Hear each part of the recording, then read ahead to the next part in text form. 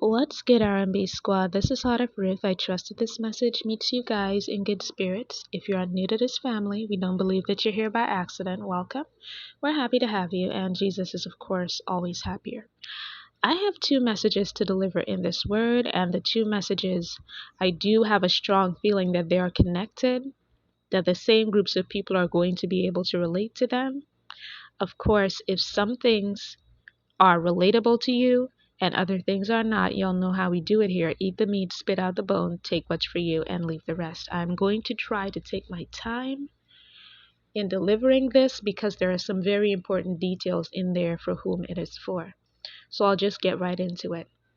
The first message comes from a dream that I had that was split into two parts. So in the first scene, I saw this man. And the man looked very dejected and very sad. He looked like he was on the point of crying, on the verge of tears. And as I looked at this man, the Lord started speaking to me about what this man needed. And he said that what this man needed was to come into connection with his wife. What he needed, the remedy for his sadness, what was missing from his life, was the three-strand cord. God specifically said that to me. And so this man feels like everything else isn't adding up to the one thing that he's missing. He may already have a great job or a great career. He may already have a prosperous business if he has his own business. Everything else in his life checks all the boxes. The one thing that is missing is you, ma'am, if this word is for you.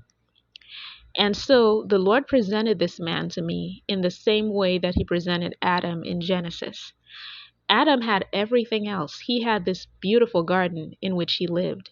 He had dominion over everything in that garden, including the trees, the plants, the flowers, and the animals.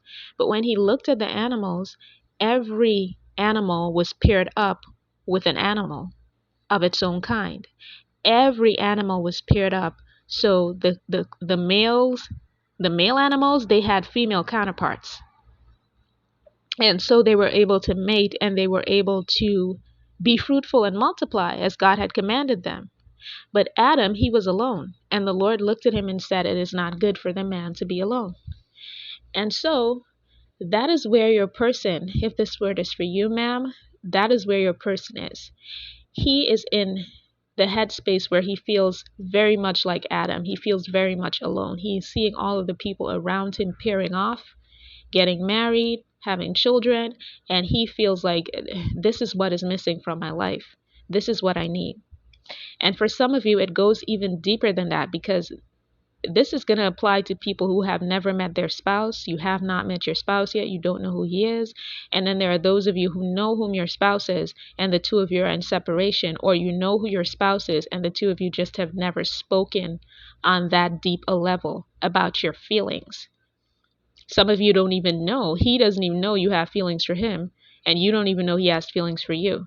Some of you do know about the feelings, and again, you're in separation. Whatever the situation is, the common denominator is that this man feels your absence.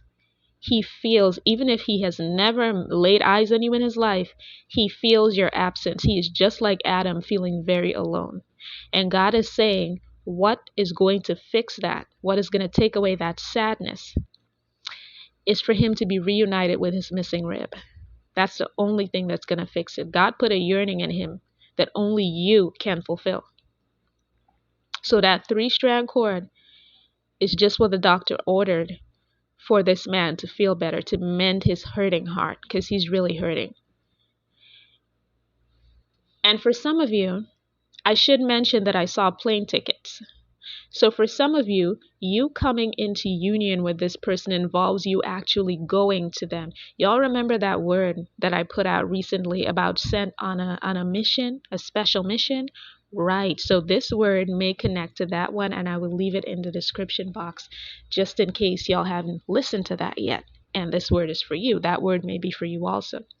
Some of you, instead of the person coming to you, you are going to them. God is positioning you in a place, and this part may not apply to everybody. For some of you, you just have to sit still and the person is going to come to you. Others of you, God is going to send you to this person. So he's going to position you at a place, at a time where this person can come into contact with you. And so the two of you can come back together. And this is not to say, and I need to put this out there, this is not to say, ladies, that the Lord is sending you to pursue the man. That's not what he's doing. He's positioning you so that this man can find his way to you. Do you understand? In the same way that he positioned Ruth so that Boaz could find her.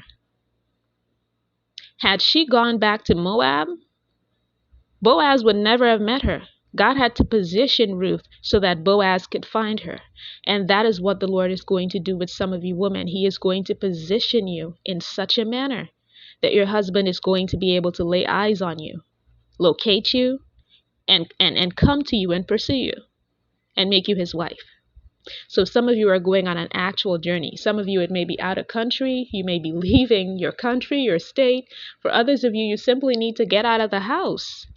Some of you are stuck in the house. You need to get out and do some mingling. Do some mingling. Meet with some people. Do some things. Good, wholesome mingling. Okay? But for some of you, you coming into contact with your person means that you're going to have to make a move.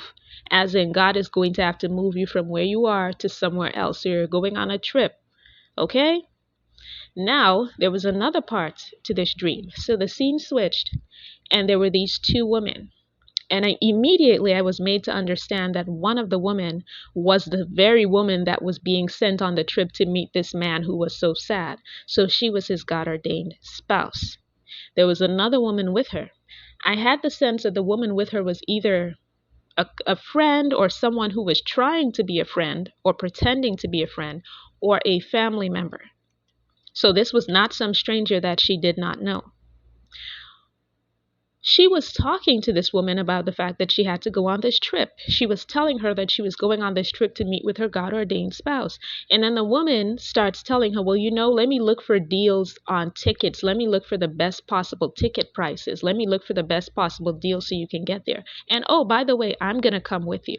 And I'm standing there looking at her like, sis, why though? Why you want to go? This woman is going to go meet her man. Have you not heard that two is company and three's a crowd? Where are you going, ma'am? This trip isn't about you. And I can already sense that she ain't up to no good. But the thing is, this other woman is so excited about the trip that she's getting ready to go on that she does not even notice that there's something sinister about this woman asking her to come along on the trip and being so eager to help her find a deal to get there. But then when she leaves the room, the woman who is going to meet her God-intended spouse, when she leaves the room, there is this whiteboard that she has written some things on.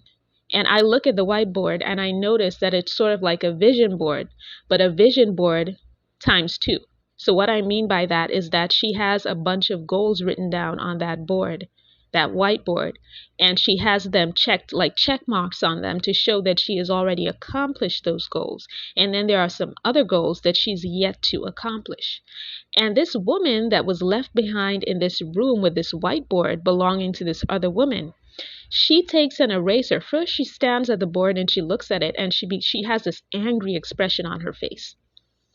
And I saw envy glinting in her eyes, like I literally saw envy glinting in her eyes when she was looking at all the things that the woman had checked off as already accomplished and what she was about to accomplish. And she takes this eraser and she begins to furiously try. You should have seen the amount of energy. I thought she was going to break her wrist. That's how hard she was trying to erase this stuff off of this whiteboard. And she could not. No matter how many times she attempted to erase it, she could not. And as she was trying to erase it, the Lord started talking to me about the woman who had left the room, right? And he said that his favor was with that woman. His favor was with her, not just on the journey for her to meet her spouse, but also in everything she put her hands to. So whoever was trying to block her, and in this instance, it was that woman trying to erase the things on her vision board, they were going to get themselves into some trouble that they could not climb out of. God said that he is going to slaughter the pigs. That's exactly what he said to me. And it brought to mind that scripture, and I'm going to find it and put it in the description box by the time I'm done here. It reminds me of that scripture where the Lord casts out the evil spirits and they go into the swine, the herd of swine, and the swine, they go into the water and they die. So what the Lord is saying is that if these people who are attacking you, first of all, you wrestle not against flesh and blood, for those of you whom this is for.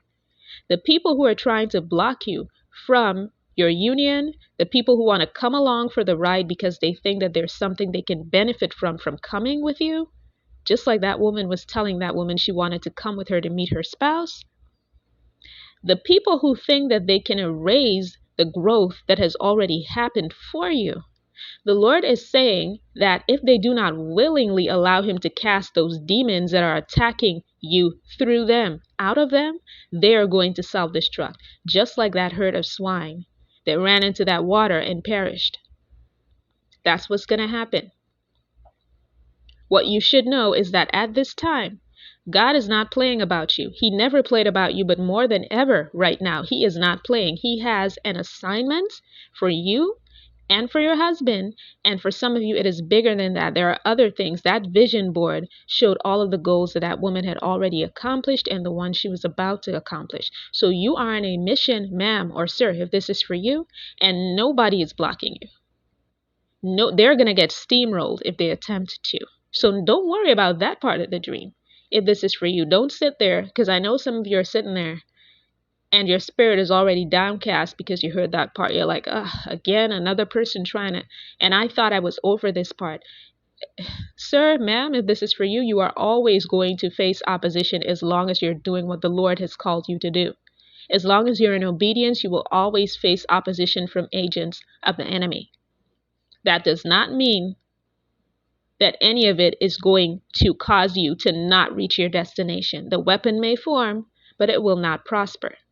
God didn't say the weapon wasn't going to form. He said it would not prosper. And that's what you need to remember. So don't get downhearted when you hear that part. So now there's another part to this. And this part gets a little more complex. But in essence, the two dreams mean the same thing. It's just that in one dream, I saw it from a female perspective, and in the other dream, it is from a male perspective. So in this dream, there are these two men. And right away, as I look at them, I can tell that they are relatives, first-degree relatives. They don't look alike. They didn't look anything alike. And I felt that there was some sort of message in them not looking alike physically. In the spirit, the Lord had me understand that that means that these two people were related by blood, but that's all they had in common. That's all they had in common. They were nothing alike. They were two completely different people. They are two completely different people. So one of them, the taller man, and he was taller and visibly more handsome than the other man. The other man was kind of on the short side. And by comparison, like if someone were to look at the two of them, were to go by and look at the two of them, obviously they would look at the taller one and they would say, okay, he's the more handsome one of the two. So he was taller. He was more handsome, more aesthetically pleasing, if you may. And this, his car was parked there. And the second man, the shorter man, was digging through the contents of the trunk. He was just digging through, and the stuff in the trunk looked like personal items. It looked like personal items, and not just personal items, but personal items of great value. So he was just digging through this trunk like he was looking for something to take with him. And the thing is, this man, the other man, the taller, more handsome man that was with him, it's like he was so distracted by the conversation that he was having with this other man, the shorter man, that he did not even notice that this man was all in his things, digging through his stuff, trying to take stuff out of that trunk. Then the scene switches, and I see this woman, beautiful woman, and she's standing with her back turned, right? And the same man, the same shorter man, who was related to the taller man, and he was going through that taller man's things in the trunk. He is right up on this woman, like practically breathing down her neck. And that is what I heard in the spirit. I heard breathing down her neck. He was right up on her, like right up on her. Like she couldn't, if she tried to take a step backwards, she would collide right into his body because he was that close. And she turns around and she says, and I had the understanding, if I did not mention this before, that this woman was the God-ordained wife, the intended wife of the handsome man, the tall, handsome man. She was connected to him romantically. And this other man, this shorter man who was a relative of his, knew that, but that didn't seem to faze him. He deliberately went up so close behind that woman that she couldn't even take a step back because her body would collide with his. And I sensed that there was this sexual element to it, like almost a lustful, like he was lusting after her. And she turned around and she put him in check and she said, why are you so close? Why are you so close? You need to back up off me. You need to back all the way up off me. And then she told him she was going to call the cops. And that was the end of that dream. So the Lord, when I woke up and I sought the Lord told me, this is the same thing you saw in the first dream with the two women, except now I'm showing it to you from a man's perspective. And for you, sir, if this is for you, and if you're a woman listening to this may be for a man that you know. There are some things that you may have lost. You may have gone through a period of loss where you were just losing one thing after the next. You went through a Job experience. You had a Job moment. And God has started to restore you. He has started to restore you, and he started to restore you in a big way. He is about to enlarge your territory like he did Jabez. And there is someone very close to you. And I did see a male. I saw a male relative. So somebody needs to take note of that. Somebody needs to wake up and pay attention to that. If this is for you, it might be an actual male relative, or it might be a close friend that you consider a brother. Either way, this person is very envious of you. They were there when you were down, and they saw you being stripped of everything, and that was their favorite part. They enjoyed it when they saw you having your Job moment. They enjoyed it when they saw you losing everything. See, at that time, they were in a better position than you, or so they thought. And they almost had you like their measuring stick. Like, well, at least things aren't as bad for me as they are for so-and-so. And that's how they viewed you. Like, they measured their success upon your lack thereof. But what they didn't know, that you were a seed. So while you were buried, you were being watered by the Most High God, and you have begun to sprout. Okay? They should have taken note of that. So now that you've begun to grow, and now that God is restoring everything in your life and restoring them quickly and much more. Again, Job is coming to mind. Job got much more than what he lost. God is giving you back much more than what you lost. And that looks like your finances growing. That looks like your career growing. That looks like your business growing. Yes, your marriage too. You're about to come into union with the woman that God chose for you. And all of these things are a point of envy for this person. This person has been watching you, watching what the Lord is doing for you, watching you make your comeback. And they're not having it. They're upset. He was in that man's trunk, in his quote unquote brother's trunk, his relative's trunk, digging through his things, looking for something valuable. So that tells me what the Lord is saying to me there is that this man is all in your business. This relative of yours, he is all in your business, digging through things and sifting through things that he has no business trying to find out about, no business trying to get his hands on. And you, if this is for you, you need to stop getting distracted by him being your family or by him being your close friend. You need to stop letting that distract you. That is what I noticed in the dream. The tall, handsome man was distracted because he was in a deep conversation with this man. Did not even notice that this man was going through his things. And then another thing is, one of the other things that the Lord pointed out is him pushing up on this woman that was the tall, handsome man intended spouse. That was his intended partner. And for some of you, for whom this is for, This person that is jealous of you and is trying to go through your things, trying to take what's valuable to you, that includes the person that God intended for you to marry.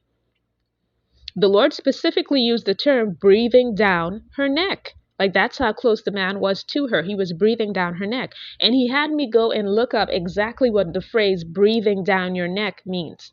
And it means to watch someone or observe them very closely.